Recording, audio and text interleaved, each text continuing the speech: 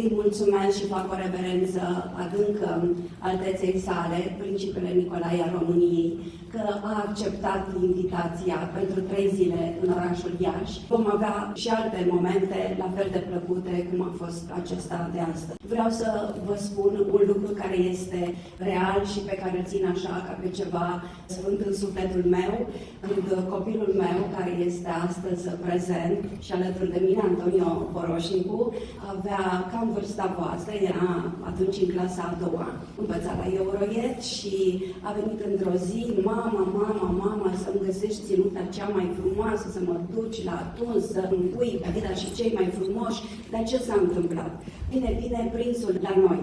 Și sigur am făcut și eu și bunicii tot ce a spus Antonio. A doua zi vine cu o efervescență extraordinară: mama, a fost prințul și uite ce ne-a spus și uite ce ne-a dat. Și a venit cu tricolorul în piept și era fascinat de întâlnirea cu prințul.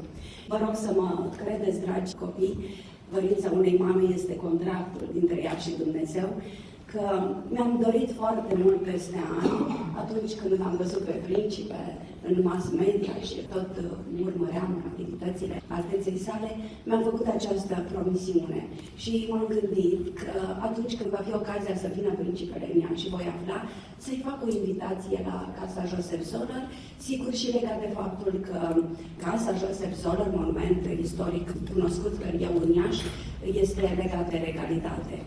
Sigur, mi-am făcut acest plan până când, acum câteva luni de zile, sună un regalist adevărat și înfocat, Adrian Burdoi, prietenul meu de la Suceava, și îmi spune: uite, noi îți propunem să-l aducem pe Principe la Casa Zoller, tocmai pentru că știa afinitatea mea față de tot ceea ce înseamnă regalitate și știa și despre istoria casei.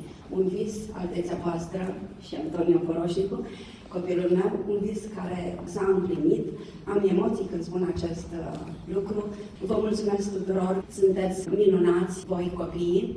Sper că, așa cum va face și Antonio, veți povesti, sunt sigură, cu multă efervescență, prietenilor voștri despre acest moment istoric. Poate că nu realizați acum importanța lui, dar lucrurile se vor săvârși în timp scurt.